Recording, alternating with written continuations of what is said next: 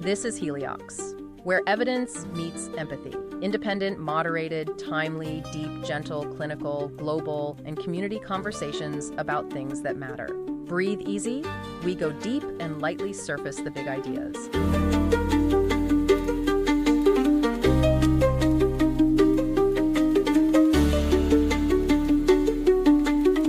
Welcome to the deep dive. Today, we're tackling something we all think about: what actually makes for a happy life, a good life.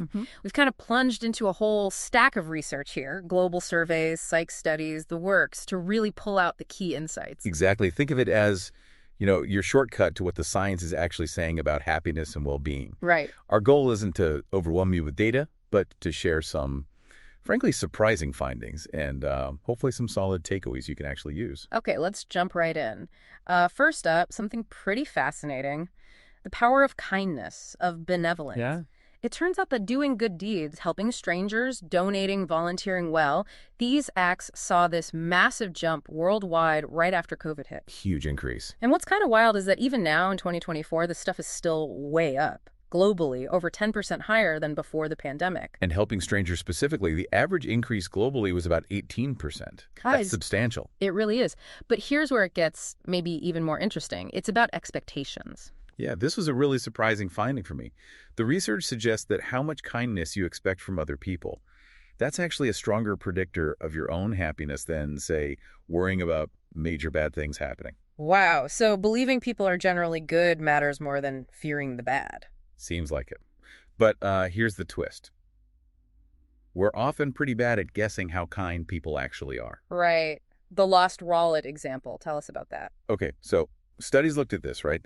Lost wallets get returned way, way more often than people expect, especially in Nordic countries. Like Norway, Sweden. Exactly. One study found an 81% actual return rate there. 81%. Compared to just 47% in other places studied. Okay, 81 versus 47. Big difference. Huge. But here's the expectation part. People in those Nordic countries, they only expected about a 47% return rate. So even where it happens most, they underestimate it. They do. And elsewhere, the expectation was even lower, like 28%. Yeah. So yeah, we seem to have this sort of pessimism bias about community kindness. A kindness blind spot, maybe. That's a good way to put it. And this kindness, this benevolence, it's not just, writing a big check or formally volunteering. No, it's broader. It's the whole spectrum. Formal stuff, yes, but also the informal, everyday things, helping a neighbor, giving directions, just offering a hand. And does it matter where this happens, like the community context? It seems to. The research suggests that when these acts happen within communities that are generally seen as caring and supportive, the well-being benefits get amplified. Ah, okay. So it's good for the giver, good for the receiver, but maybe extra good if the whole environment feels supportive. Precisely. It creates this positive feedback loop. So why do people do this? What drives this, especially towards strangers? Well, the research points towards certain personality traits like compassion and altruism.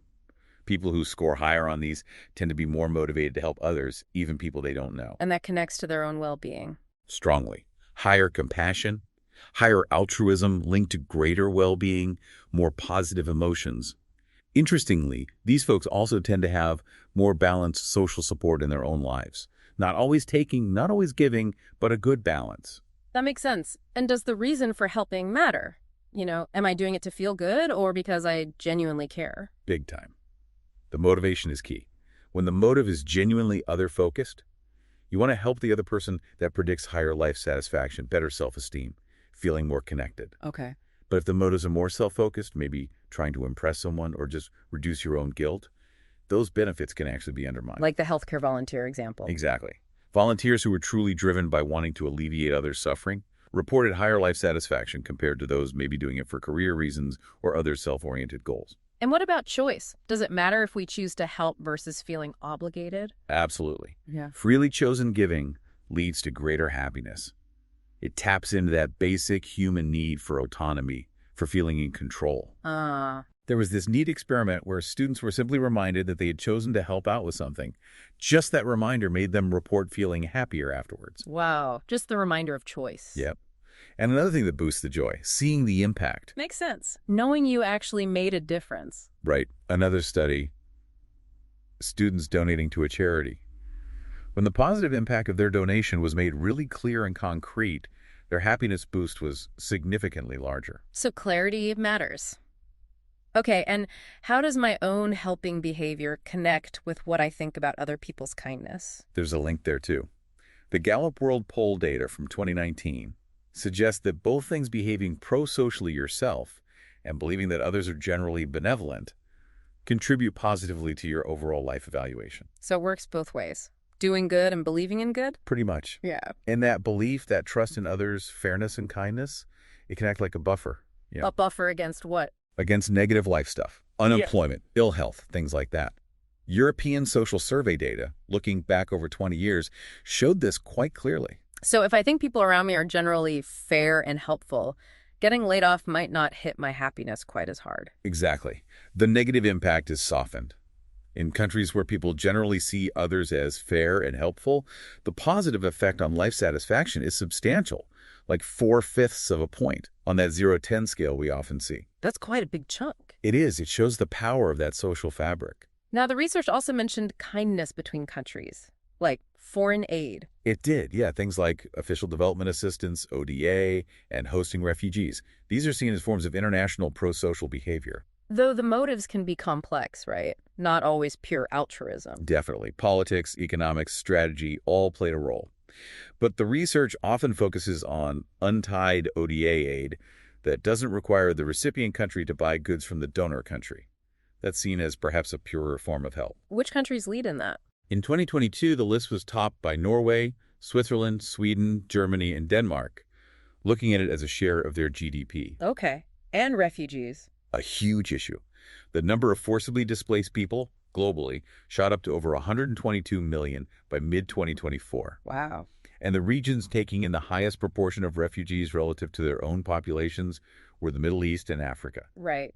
And one last quick point on this benevolence theme, forgiveness. Yes, just a brief mention, but important. Forgiveness of others, and maybe also of oneself, is also linked to higher life satisfaction. Okay, so that's a lot on kindness and connecting outward. What about something more inward, more routine, like eating? Ah, yes, shared meals. This is another really strong finding. Strong how? Okay, so data from the Gallup World Poll, again, 2022-2023, across 142 countries. It shows that regularly sharing meals with other people, lunch or dinner, is strongly predictive of greater life evaluations. More happiness just from eating together. And also increased positive feelings day-to-day and decreased negative feelings. It hit on multiple well-being metrics. Are there big differences around the world in how often people eat together? Oh, huge. Wow. Really stark regional differences in the frequency of dining with others versus eating alone. There's a figure in the report showing this quite clearly. But the benefit of eating together that holds up everywhere. It seems to, yeah. Across regions, countries, cultures, genders, age groups. The positive link is there. Though some data hints it might be even stronger for younger people. Interesting. And is it just about having company? Or is there something specific about the meal itself? Good question. It looks like it goes beyond just being with others. Even when researchers controlled for various factors, socioeconomic status, loneliness, even just whether people had enough food to eat, the positive relationship between sharing meals and well-being remains significant. So there's something special about the shared meal context itself. It appears so, which makes a trend in the U.S. kind of concerning. What's happening there? Well, the American Time Use Survey shows this clear, consistent trend. Americans are dining alone more and more. Even people who live with others. Yeah, I mean, obviously people living alone eat alone more often. That makes sense. But the relative increase among those who do live with family or roommates is also notable. And in 2023, the highest rates of eating alone were actually among young adults, under 35. And does this connect to how connected people feel overall in the U.S.? It seems to. The research found positive correlations between sharing meals more often and things like feeling socially supported, trust in others, reciprocity, and negative correlations with loneliness. So more shared meals, more connection, less loneliness. Basically, yeah. And conversely, eating alone showed stronger negative correlations with those measures of social capital, like trust and support, but a stronger positive correlation with feeling lonely. It really highlights how those simple routines can impact our social fabric. Potential policy implications there too, maybe. Absolutely. Thinking about how to foster connection, maybe encouraging shared meal spaces or times, could be part of the picture for community well-being. Okay, from meals to maybe the most fundamental social unit, family. How does the research frame the family's role in happiness? It often takes a systemic view, meaning it's not just about your individual enjoyment within the family, but about the shared joy, the caring relationships, the whole dynamic contributing to everyone's well-being. Like the family itself is a source of happiness, not just the individuals in it. Exactly. And it also highlights something maybe we overlook. The family is often where we first learn those pro-social behaviors, that kindness we talked about earlier. It's foundational. Makes sense. Did the research look at things like family size? It did. Interestingly, looking at Mexico and Europe, the relationship between household size and life satisfaction wasn't just linear, like bigger is always better or worse. Oh. It seemed there might be a sweet spot.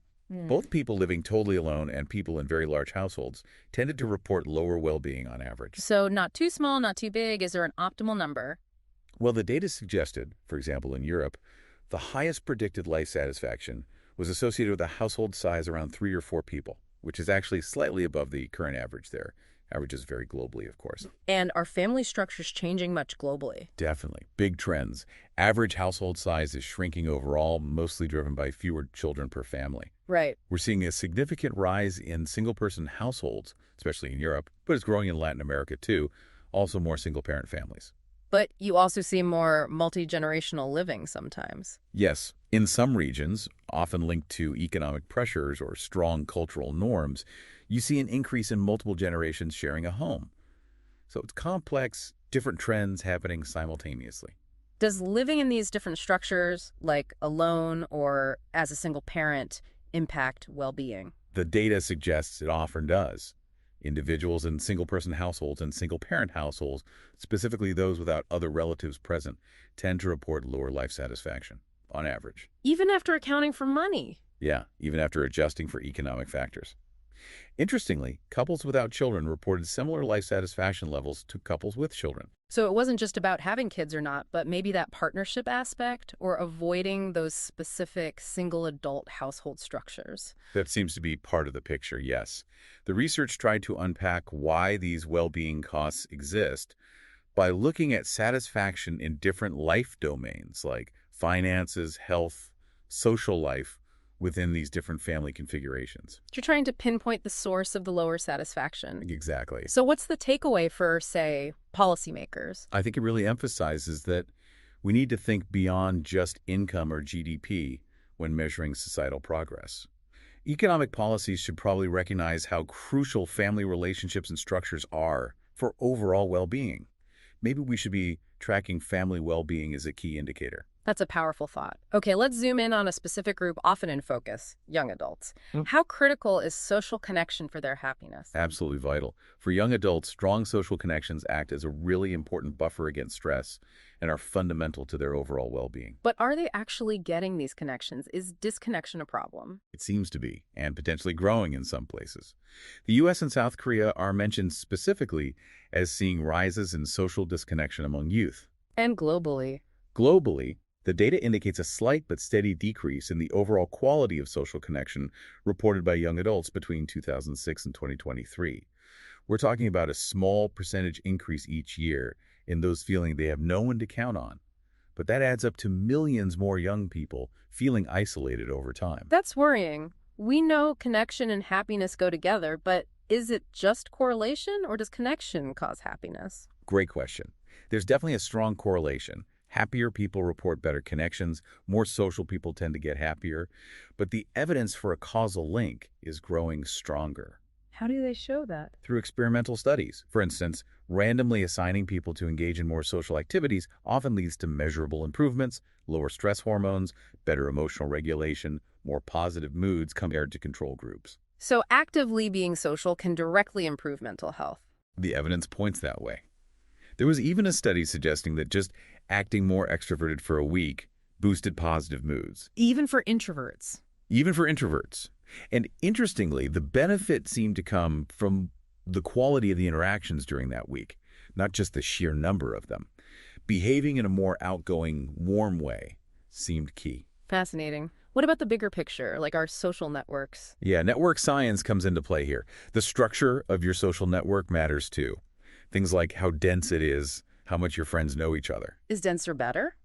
Generally, yes, dense networks are linked to higher well-being. But there's a catch. If your network is too homogeneous, everyone is too similar, that can actually undermine happiness sometimes. So balance seems important connection, but also some diversity. And this ties back to the U.S. situation, young adults there. It does, unfortunately. The research highlights this concerning trend, where U.S. young adults report the lowest happiness and the lowest social connection levels across all age groups in the country. Why might that be? The Stanford Communities Project had some ideas, right? They did. One key concept they identified is the empathy perception gap. Empathy perception gap. What's that? It's when young people feel less connected because they perceive their peers as being less empathetic and caring than those peers actually report themselves to be. So I think you don't care as much as you actually do, and that makes me feel disconnected. Exactly. It creates this invisible barrier based on a misperception. And do these connections, or lack thereof, early on have lasting effects? Very much so. Longitudinal data from that Stanford project showed that friendships really impact well-being trajectories over time.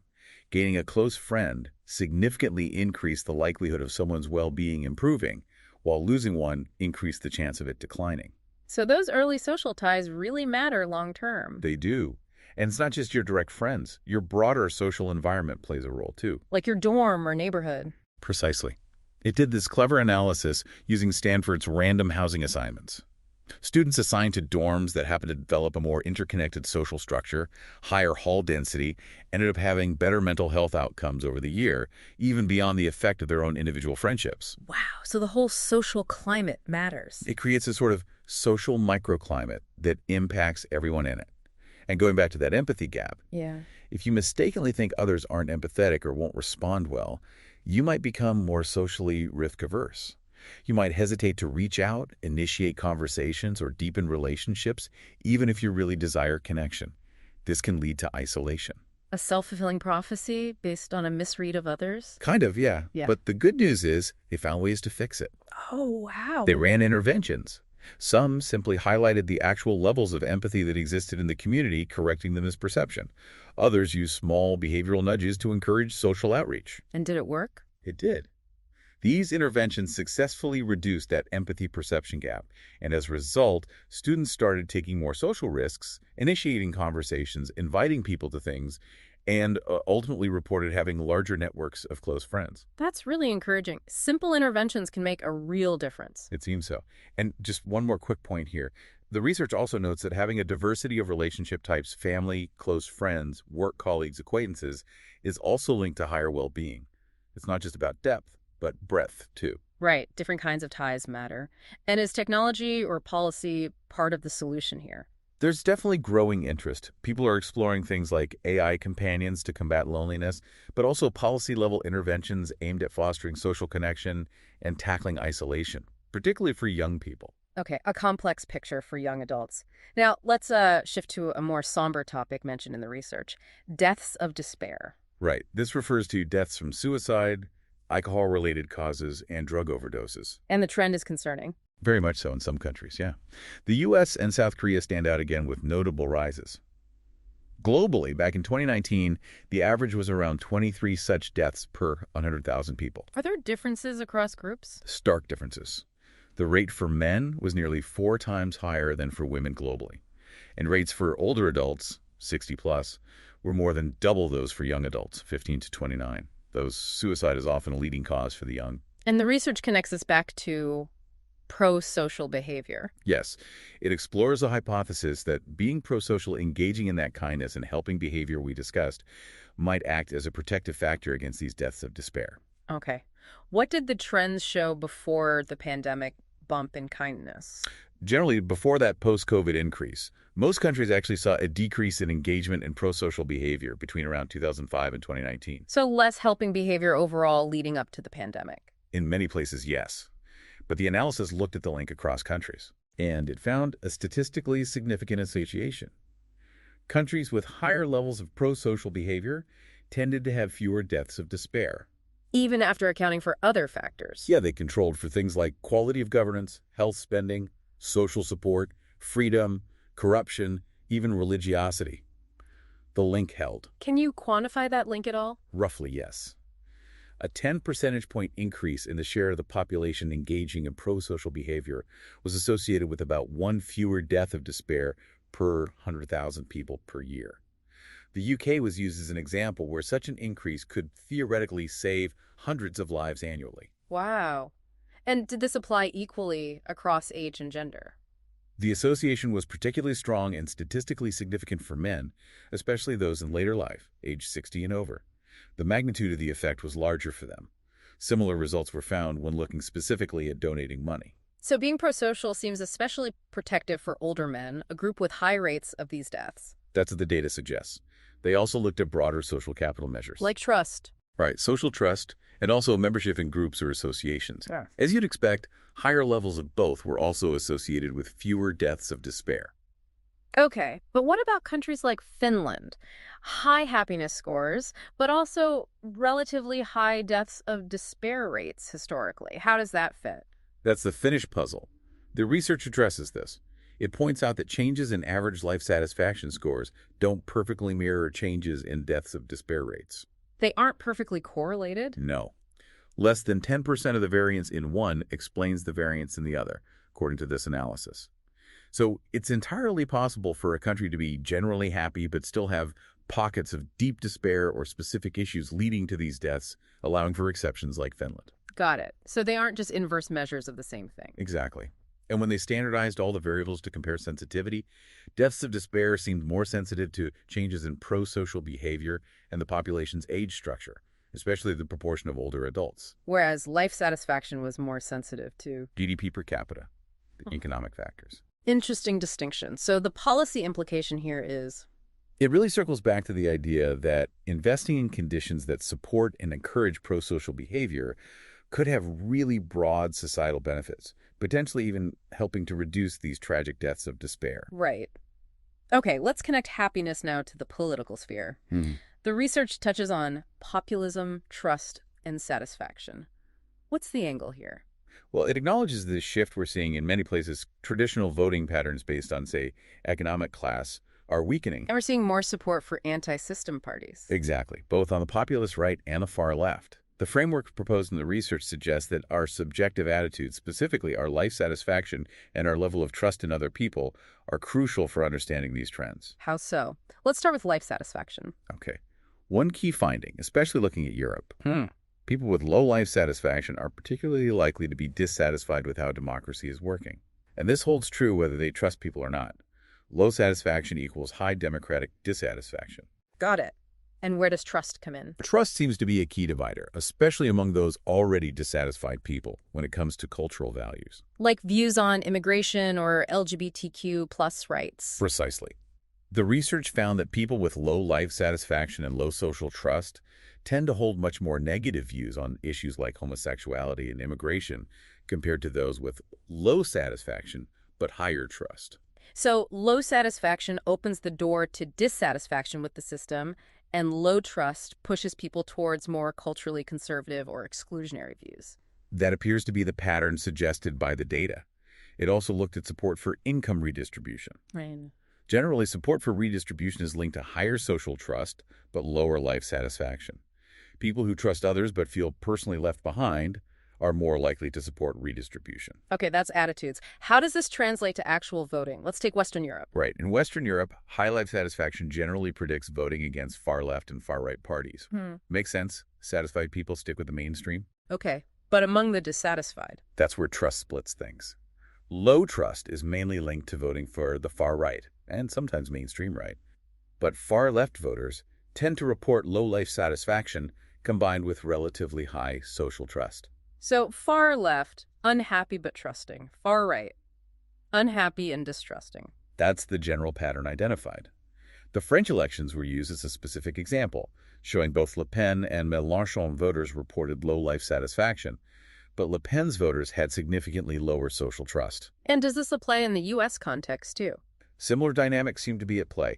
Looking at the 2020 U.S. election, Trump voters generally reported lower satisfaction with democracy and held less favorable views on immigration, LGBT adoption, and government intervention to reduce income inequality compared to Biden voters. Okay. What about the overall trends in satisfaction and trust? Are they changing? Yes, and it's quite concerning. The U.S. has seen a sharp fall in average life satisfaction since 2023, which is striking because GDP per capita has been rising. So the economy's growing, but people are feeling worse. That's the paradox. Western Europe has seen a similar, though maybe less dramatic, downward trend in life satisfaction since the 2020s. Social trust, meanwhile, has been relatively stable or slightly declining in Europe, but has shown a more consistent negative trend across most groups in the U.S. recently. And are certain groups feeling this decline more sharply? Yes. Young people, particularly those under 30, and especially young women, have experienced really steep declines in life satisfaction in both Western Europe and the U.S. That's a major flag. Wow. So young people are driving a lot of this downward trend in happiness. They seem to be disproportionately affected, yes. Yeah. And the combination of low life satisfaction and low social trust, which the research terms the anomics, is linked strongly to voting for far-right parties or, in the U.S. context, potentially abstaining or withdrawing from the political process. And what might be driving this drop in satisfaction, if not just the traditional economic indicators? The research suggests we might need to look more closely at things like feelings of financial insecurity, even amidst growth, and rising levels of loneliness and social disconnection, which we discussed earlier. These factors might be eroding well-being in ways GDP doesn't capture. Right. The subjective experience matters hugely. Okay, for our final section, let's talk about money again, but in a different way. Spending it on others. Can money buy happiness for other people? Yes, that's the angle here. Yes. It's about charity effectiveness. Researchers are trying to measure and compare how much well-being charities actually produce per dollar spent. Using what measure? They use a concept called well-being adjusted life years. It's an attempt to quantify the happiness impact. Okay, well-bees per dollar. And what's the big finding? The absolutely dramatic variation in cost effectiveness between charities. It's not small differences we're talking about. The best charities evaluated seem to be hundreds, literally hundreds, of times more effective at generating well-being per dollar than others. Hundreds of times. That's incredible. It really is. And it suggests a huge opportunity for donors to multiply their positive impact simply by choosing more effective organizations. Is there much data on this? Like for well-known charities? That's one of the gaps, actually. There aren't many published well-being-based evaluations yet, especially for large household name charities, or for typical acts of giving like, say, directly helping a homeless person on the street. Okay, but explain well-bees a bit more. How are they calculated? Conceptually, one well-being represents 1 year of life lived at maximum well-being or happiness. So the calculation tries to estimate how many well-beings, or fractions of a well-being, are generated by a charity's intervention, divided by the cost of that intervention. It looks at the increase in well-being and the duration of that increase. Got it. Increase times duration per dollar, and the research provided a table comparing some charities. Yes. Table 8.1 in the source material summarizes 24 evaluations. The range in cost per well-being is just staggering. It went from under $20 per well-being for the most effective. $20 for a year of full well-being. To over $35,000 per well-being for the least cost-effective in that sample. Wow. What kinds of charities were at the top? The top 5 are all operating in low and middle-income countries, LMICs. Their average cost was around $18 per well-being. And how did that compare to, say, charities in wealthier countries? Well, the sample included 7 UK-based charities, and their average cost per well-being was over $2,500. So a massive difference compared to that $18 average for the top performers in LMICs. What explains such a huge gap? Several factors likely contribute. Operating costs are lower in LMICs, obviously. Many top performers rely heavily on volunteers, but also the type of intervention matters. Like what? Mental health interventions, like the Friendship Bench program in Zimbabwe or Strong Minds in Uganda, which used trained lay health workers to deliver basic therapy, came out as extremely cost-effective in boosting well-being. So targeted mental health support in low-resource settings can be incredibly impactful per dollar. Highly impactful, yes. The research also did some rough back-of-the-envelope calculations for hypothetical charities in high-income countries, Canada and the UK. What did they look at? One focused on direct cash transfers to low-income individuals, and another on providing housing and support for people experiencing homelessness. And how did they stack up? They appeared significantly less cost-effective than the top charities working in LMICs. The estimated cost per well-being was around $20,000 for the cash transfer example, and over $35,000 for the homelessness support example. So orders of magnitude more expensive to generate the same amount of well-being compared to those top LMIC charities. Based on these estimates, yes. It highlights that where you give can matter as much as how much you give, if maximizing well-being is the goal. Are there limitations to this kind of analysis? Oh, definitely. Yeah. The authors acknowledge them. It's hard to capture potential spillover benefits to the wider community. Evaluating charities with very long-term goals, like climate change advocacy or some forms of education, is also really difficult using this framework right now. So it's not the whole picture, but a useful lens. Exactly. A useful lens, especially for interventions with more immediate and measurable impacts on individual well-being. What's the takeaway for someone wanting to donate then? It suggests that if maximizing your impact on happiness is a key goal, you should really consider cost-effectiveness.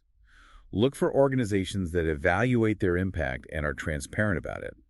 Resources like GiveWell specialize in identifying highly effective charities, often in global health and development. But what if those highly effective charities don't feel as emotionally connected to me? That's a common dilemma. One strategy suggested is maybe splitting your donations. Give some to those proven, highly cost-effective charities to maximize impact, and give some to causes that personally resonate with you, the Heartstrings projects, to maintain your motivation and connection to giving. A mix of head and heart. That's all I get. And just quickly on fairness, does this focus on cost-effectiveness? Ignore equality. Good question. Does it just focus on the easiest wins? Well, often the most cost-effective interventions actually target the very worst-off people, like those with severe mental health issues in poor countries or extreme poverty. So, incorporating an equality weighting would likely reinforce the finding that these charities are high impact, not contradict it. Okay. And clearly more research is needed here. Absolutely. We need more charities evaluated using a well-being framework, covering a wider range of causes and contexts to really build out this picture.